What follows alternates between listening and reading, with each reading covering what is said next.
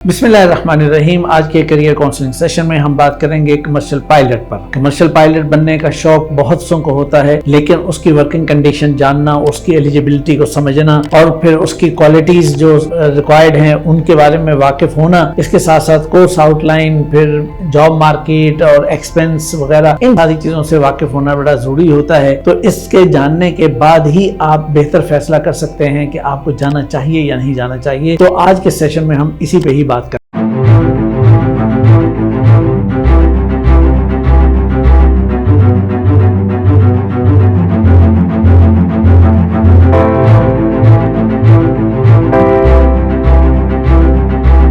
سب سے پہلی اور امپورٹنٹ چیز ہے ورکنگ کنڈیشن، کیونکہ عام طور پہ جو دوسرے کریئرز ہوتے ہیں ان کے حوالے سے ہم کبھی کبھی یہ بات سوچتے ہیں کہ ورکنگ کنڈیشن شاید ہم ایڈجسٹ کر جائیں، لیکن کمرشل پائلٹ ایک ایسا فیلڈ ہے کہ جس میں ورکنگ کنڈیشن کو ٹھیک سے سمجھنا ضروری ہوتا ہے۔ مثلا اس میں سب سے پہلی چیز تو یہ ہے کہ بہت زیادہ شور اور نوائز سے آپ کو واسطہ پڑتا ہے۔ پھر اسی طرح یہ ہے کہ آپ کو انڈور رہنا پڑتا ہے، کبھی کاکپٹ میں آپ کو بیٹھ رہے ہیں اور گھنٹوں وہاں پہ بیٹھے ہیں، اور کبھی آپ ہوٹل میں جا کے بیٹھے ہیں، تو اس طرح سے باہر نکلنا آپ کو بہت کم ہوتا ہے۔ پھر ایک اور بڑا ایشو یہ بھی آتا ہے کہ کبھی شدید گرم موسم کا سامنا اور کبھی شدید سرد موسم کا سامنا۔ ظاہر سی بات ہے کہ آپ جب ٹریول کریں گے تو پھر اس طرح کے مسائل تو پھر اس میں آتے ہی ہیں، اور پھر ساتھ ساتھ ایک خاص طرح کی یونیفارم آپ نے ہر وقت پہنے رکھنی، موسٹ آف دا ٹائم آپ کو ایک خاص طرح کی یونیفارم جو ان کی ہے جو بڑی اٹریکٹیو ہے وہ پہنے آپ رکھیں گے۔ اور پھر اس میں ایک اور مسئلہ یہ ہے کہ سٹریس رہتا ہے، اور سٹریس سے جان نہیں چھوٹتی۔ اسی طرح ورکنگ کنڈیشن کے اندر ایک اور ایشو یہ ہوتا ہے کہ اس کی کوئی روٹین ہالیڈے نہیں ہوتے، اس میں نہ صبح ہوتی ہے نہ شام ہوتی ہے، نہ دن ہوتا ہے نہ رات ہوتی ہے، نہ عید ہوتی ہے نہ بقرعید ہوتی ہے، بلکہ یہ کہ جو اسکیجول بنے گا اسی کے مطابق آپ کو چلنا ہوگا۔ ہاں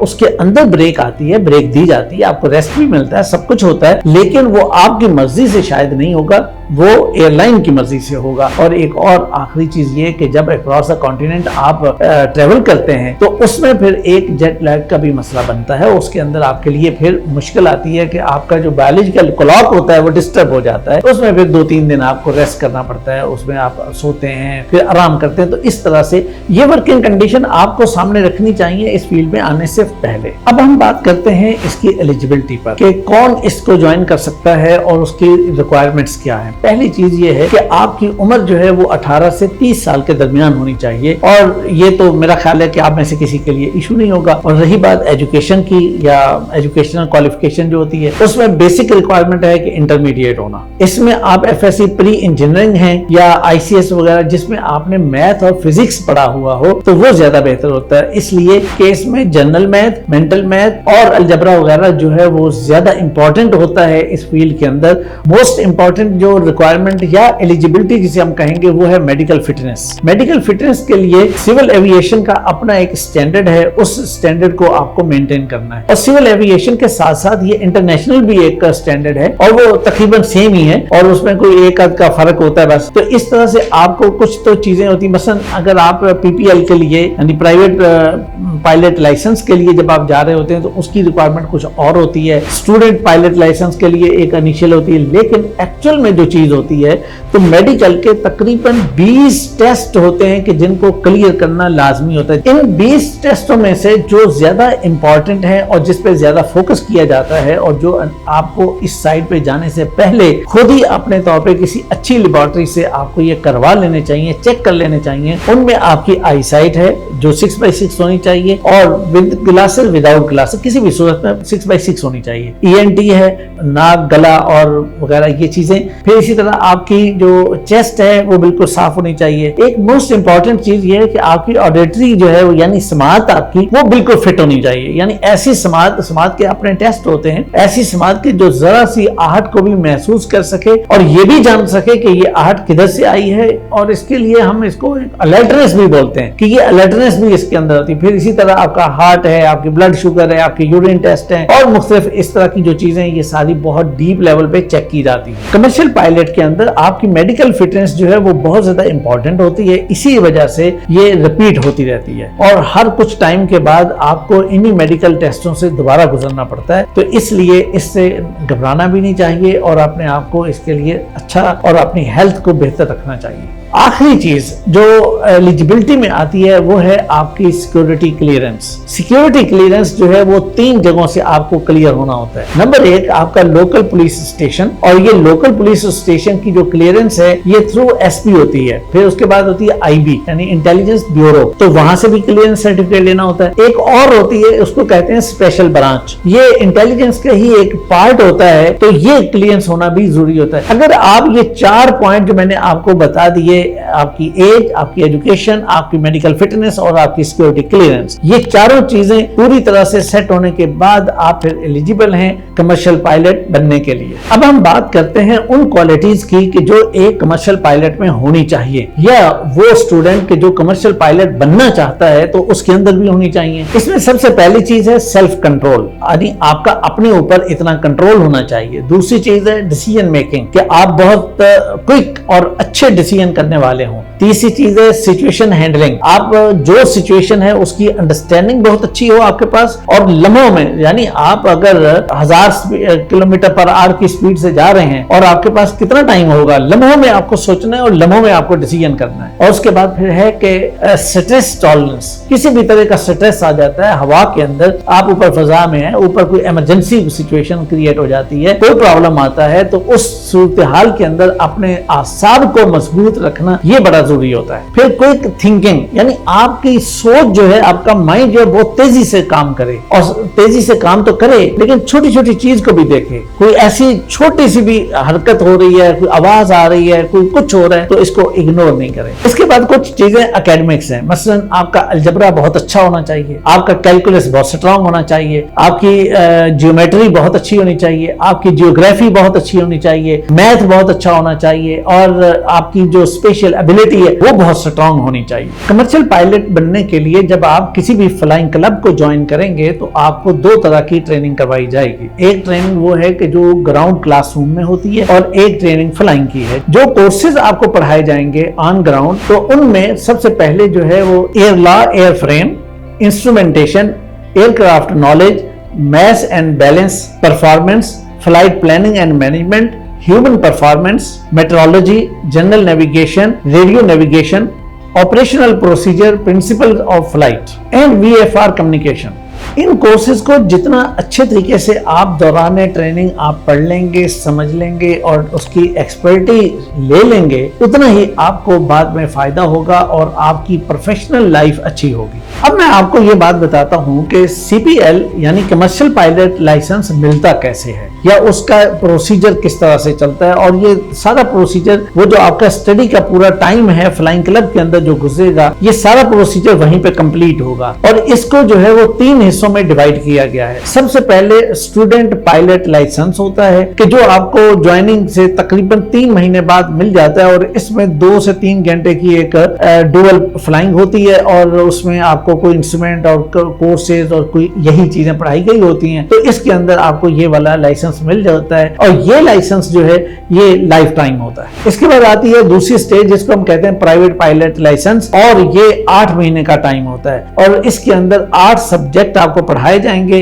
اس میں 150 آپ کو اسٹڈی آورز دینے ہوتے ہیں، یعنی آپ کو گراؤنڈ پہ اسٹڈی کرنی ہوتی ہے، پڑھنا ہوتا ہے، اور 40 آپ کے فلائنگ آورز ہوتے ہیں. اور ان 40 فلائنگ آورز کے اندر 25 آپ کے ڈوئل فلائنگ ہوتی ہے، اور 15 آپ کو سولو فلائٹ ملتی ہے. تو اس طرح سے جب یہ سارا کام مکمل ہو جائے گا تو پھر آپ جو ہے وہ پرائیویٹ پائلٹ لائسنس کے ایلیجیبل ہو جاتے ہیں، تو وہ آپ کو مل جاتا ہے. اب آگے تیسری اور فائنل سٹیج وہ ہے C P L, commercial pilot licence کی. اور یہ کمرشل پائلٹ لائسنس جو ہے یہ 18 مہینے کا ٹائم ہے اس کا، اور اس کے ساتھ ساتھ تقریباً 7-8 یا بعض کا 8 یا 9-7، یہ ہر فلائنگ کلب کو ویری کرتا ہے کہ وہ کوئی 7 سے 9 کے درمیان مطلب آپ کو سبجیکٹ پڑھنے پڑیں گے. اور اس کے علاوہ جو ہے وہ آپ کے فلائنگ آورز 110 ہوں گے. اس کے علاوہ آپ کو IR یعنی انسٹرومنٹ ریٹنگ کے بھی 40 گھنٹے آپ کو دینے ہیں. یوں آپ کا یہ تھرڈ اینڈ فائنل فیز جو ہے کمرشل پائلٹ لائسنس کا یہ مکمل ہو جائے گا. اس طرح سے آپ کا PPL, CPL اور IR کے سارے آرز ملا کے 190 آپ کے فلائنگ آرز بن جائیں گے اور یہ آپ کو 2 سال کی مدت کے اندر مکمل کرنے ہوتے ہیں اور اس طرح آپ ایلیجیبل ہو جاتے ہیں CPL کے. جب آپ یہ تینوں سٹیجز مکمل کر کے CPL کا سارا کام مکمل کر لیتے ہیں تو اس کے بعد پھر آپ کو کچھ اسپیشلائز چیزیں بھی کرنی ہوتی ہیں اور وہ نارملی یہ ہے کہ کچھ اکیڈمیز ہیں جیسے PIA کی اکیڈمی موجود ہے جیٹ اکیڈمی کے نام سے, وہاں جا کر آپ کو اسپیشلائز ٹریننگ کرنی ہوگی اور اس اسپیشلائز ٹریننگ کے اندر ایک انسٹرومنٹیشن کی ٹریننگ ہوگی, ایک فلائٹ انسٹرکشن کی ٹریننگ ہوگی اور ایئر لائن ٹرانسپورٹ جو لائسنس ہے اس کے لیے آپ کی ٹریننگ ہوگی. اس airline transport pilot licence کے لیے بھی آپ کو 1500 فلائنگ آرز پورے کرنے ہیں اور یہ جب مکمل کر لیتے ہیں تو پھر آپ اگلے سٹیج کی طرف جاتے ہیں, یعنی پھر آپ جاب کے لیے ایلیجیبل ہوتے ہیں. کمرشل پائلٹ بننے کے حوالے سے جو سب سے امپورٹنٹ چیز سمجھی جاتی ہے یا لوگوں کے ذہنوں میں بھی ہوتی ہے وہ یہ ہے کاسٹ, فی اس کی. اب کاسٹ بہت زیادہ ہوتی ہے. کاسٹ میں 2 چیزیں ہوتی ہیں, ایک تو وہ فلائنگ کلب کے ایکسپینس ہیں, وہ اتنا بڑا پورشن نہیں ہے اس کا, جو بڑا پورشن ہے وہ فلائنگ کا ہے. فلائنگ ٹریننگ جو ہے وہ سیسنا ایئر کرافٹ پر ہوتی ہے اور سیسنا میں 2 طرح کے ایئر کرافٹ ہیں, ایک 152 اور ایک 172. تو فلائنگ میں معاملہ یہ ہے کہ سیسنا 152 ہو یا سیسنا 172 ہو تو دونوں میں ایوریج جو کاسٹ پڑتی ہے وہ 45,000 روپے پر آر کی کاسٹ پڑتی ہے. اور اس حساب سے آپ دیکھ لیجئے کہ جس دن بھی آپ یہ جوائن کریں گے تو اس دن میں آپ کو تقریباً اس سے اوپر نیچے جو پیٹرول کی ریٹ چل رہا ہوگا اس کے اکارڈنگلی وہ کاسٹ بن جائے گی. تو یہ لہذا یہ فلکچویٹ کرتی ہے اور یہ فلکچویٹ کرنے کے نتیجے میں اس کی کاسٹ بہت زیادہ ہو جاتی ہے. اب اگر ہم اوورآل اس ساری کاسٹ کو دیکھیں تو 190 جو فلائنگ آرز ہم نے مکمل کرنے ہیں تو اس پہ 8.5 ملین یعنی تقریباً 85 لاکھ روپیہ خرچ آ جاتا ہے اور کچھ اخراجات وہ فلائنگ کلب کو دینے ہوتے ہیں, ایڈمیشن ہے, باقی فی ہے, یہ وہ ساری چیزیں. اوورآل اس سارے کورس کے اوپر آپ کا 1 کروڑ روپیہ پورا خرچ آئے گا. اب ہم بات کریں گے فلائنگ کلب کی کہ جہاں پہ جا کے آپ کو اس کی ٹریننگ لینی ہے اور